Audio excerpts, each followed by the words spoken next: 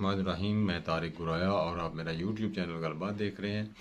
America अभी भी दुनिया की सुपर पावर है और अकलौती सुपर पावर है, और वो जो चाहता है वही करता है। और दुनिया में जहाँ कहीं भी रजीम चेंज हो, हुकूमतों की तब्दीली के मामलात हो, हुकूमतों को लाना हो, हटाना हो, आज भी अमेरिका वहाँ असरअंदाज हो रहा है। जिसकी हालिया मिसाल पाकिस्तान में इमरान खान यानी पाकिस्तान तहरीक इंसाफ की गवर्नमेंट को टॉपल करके एक भानमती का कुनबा जो है उसको मुसल्लत करना, प्रो अमेरिकन लोग जो है ना वो हुकूमत में लाना। तो अब इस सिलसिले में जो सबसे इम्पॉर्टेंट चीज़ थी इस सारे मामले में वो था अमेरिका का वो मुरासला जो पाकिस्तानी सफ़ीर ने पाकिस्तान की वजारत ख़ारजा को भेजा, प्राइम मिनिस्टर को भेजा और सिक्योरिटी अदारों को भेजा। उसकी सेहत के मतलब पहले तो ये जो अमेरिका के आगे इंस्ट्रूमेंट्स थे जो हुकूमत को चेंज करने वाले, वो मान नहीं रहे थे कि ये ऐसा कोई ख़त है ही नहीं है।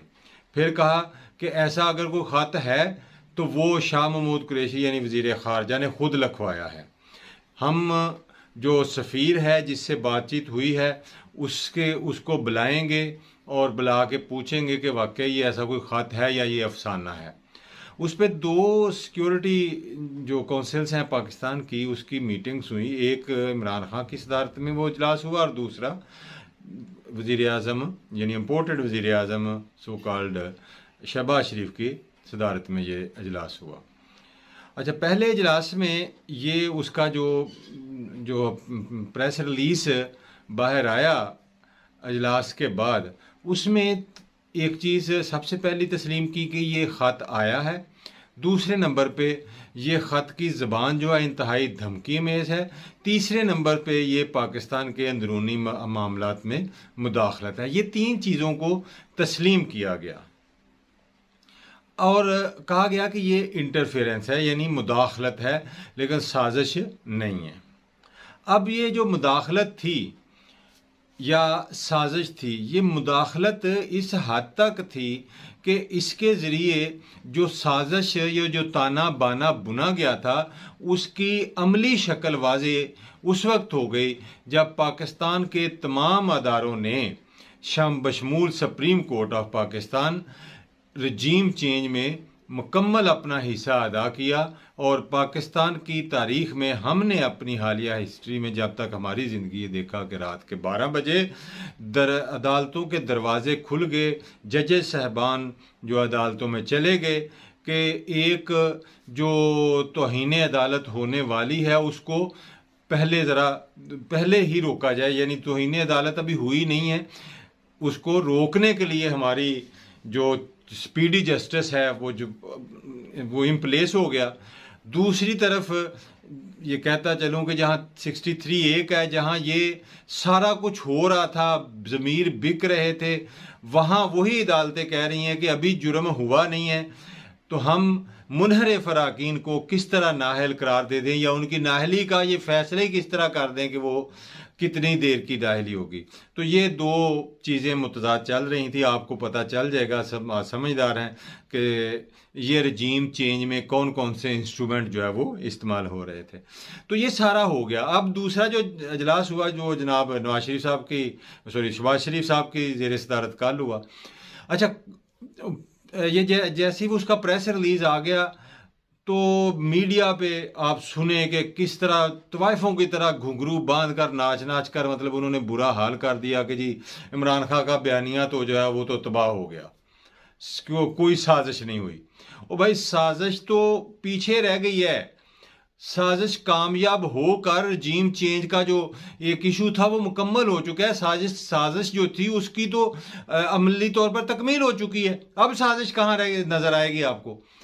तो जी ये हुआ। तो अब हालांकि उसका जो एलामिया है कल वाली जो कॉन्फ्रेंस था वो यही है कि वो पहले इजलास का जो एलामिया था 36वें इजलास का, उसको उन्होंने इंडोर्स किया कि वो बिल्कुल सही था। दूसरा वो जो सफ़ीर साहब थे उनको बुलाया, उनको प्रेशराइज किया, और प्रेशर के बावजूद उस मुहिब्बे वतन पाकिस्तानी ने कहा कि ये बातें हुई हैं, धमकियाँ मिली हैं। जो लहजा सफ़ीर का था अमरीकी जो था कॉरस्पॉन्डेंट, वो इंतहाई धमकी अमेज था। और फिर ये जब सब बातों की तस्दीक हुई कि पाकिस्तान में इमरान खान की हुकूमत चेंज होगी तो आपको माफ़ी मिलेगी, तो वो हो गई, हुकूमत की तब्दीली अमल में लाई गई। अब मेरा ख्याल है कि इन सब अदारों को मिल के अमरीका को कहना चाहिए था कि अब हमने जिस तरह आपने ये एक मरासला भेजा था धमकी में, तो खुदारा अब हमने सारा काम कर दिया, तो हमें वो माफ़ीनामा जो है वो भी दे दें, ताकि हम पब्लिश कर दें कि अमेरिका ने रजीम चेंज करने के बाद हमें माफ़ी भी दे दी है। तो ये तो हकीकत है कि पाकिस्तान में ये जो कार्रवाई हुई है रजीम चेंज की, इंतहाई घटिया तरीके से, और इस साजिश में या इस अमल में जो जो लोग भी शामिल हैं, तारीख उनको कभी माफ़ नहीं करेगी। गो इमरान खान की हुकूमत अच्छी थी, बुरी थी, लेकिन बैरूनी दबाव के ज़रिए या अमरीकी प्रेशर के ज़रिए उसका तब्दील होना जो है ना, वो इंतहाई बुरा है। उसके बाद लोगों ने क्या रद्द-ए-अमल दिखाया है वो आप पेशावर, कराची और लाहौर के जलसे में देख सकते हैं। मैं लाहौर के जलसे में शामिल था। मैंने 87 से गालबन जब से ये जमहूरियत की सौगात हमें ज़िया-उल हक के बाद मिली है, तब से जलसों को हम देख रहे हैं। जो लाहौर के जलसे में मैंने देखा है, मैंने ये मनाजर कभी पहले नहीं देखे थे। मैंने वहाँ पढ़ी लिखी कम्युनिटी को, वहाँ से 21वें ग्रेड के रिटायर्ड ऑफिसर्स को और उनकी बेगमात को उस जलसे में शमूलियत के लिए आते हुए देखा है। और रश की जो पोजीशन थी, ये जो लोग कहते हैं ना जलसे में कितने लोग थे, ये लोगों को भूल जाएं। इधर से लेकर मीनार पाकिस्तान या आज़ादी चौक से लेकर बत्ती चौक दरे तक रश था। और दूसरी तरफ अगर जाते हैं तो आपको सेक्रेटेरिएट तक लाइनें लगी नज़र आ रही थी। मैं खुद गुजर नहीं पा रहा, मैंने 7 बजे गया हूँ तो मैं कहीं से, मुझे दाता साहब से आगे रास्ता नहीं मिल रहा था। तो वहाँ कुछ लोग मेट्रो के ट्रैक के अंदर से जा रहे थे, तो मैंने भी कुछ लोगों की हेल्प लेकर मेट्रो के ट्रैक के अंदर फिलांगा। तो वहाँ से होता हुआ मैं जलसा गाह पहुँचने की कोशिश की, लेकिन मैं जलसा गाह के अंदर दाखिल ना हो सका, क्योंकि बाहर इतना जलसा था। कुछ लोग कहते हैं कि जितना अंदर था उतना ही जलसा बाहर था। नहीं भाई, ये गलत बात है। जितना जलसा अंदर था उससे 10 गुना जलसा बाहर था। यकीन करें कि जो आप ये फासला नाप लें, पूरी रोड जो है उसको नाप लें, दोनों साइड से सर्विस रोड, मेन रोड मुकम्मल ब्लॉक था। खवे से खवा चल रहा था, तिल धरने की जगह नहीं थी, बल्कि गुजरने की तो दूर की बात है। धक्का लगता था तो आप चलते थे, धक्का लगता था तो आप पीछे आते थे। जो अल्टीमेट रह गया था, मैंने आपको बताया था कि हम मेट्रो के ट्रैक के अंदर से होते हुए वहाँ तक पुल तक पहुँचे, और वहाँ से आगे हम फिर नहीं जा सके, क्योंकि वहाँ आगे जाने का कोई रास्ता नहीं था। तो ये सूरत हाल थी। अंदर तो जलसा भरा हुआ था ही, जितना मतलब वो कैपेसिटी के मुताबिक, लेकिन उससे कई गुना ज़्यादा लोग जो हैं वो बाहर थे। लोगों का होना या कम या ज़्यादा होना मैटर नहीं करता, लोगों का जज्बा मैटर करता है। बच्चों के साथ अगर एक किसी बंदे के पास मोटरसाइकिल है, वो मोटरसाइकिल से वहाँ पहुँचा है। अगर किसी के पास कार है तो वो कार से पहुँचा है। अगर बसों में लोग आए हैं तो वो बसों, बहुत कम बसें आई हैं, बसों में भी लोग आए हैं।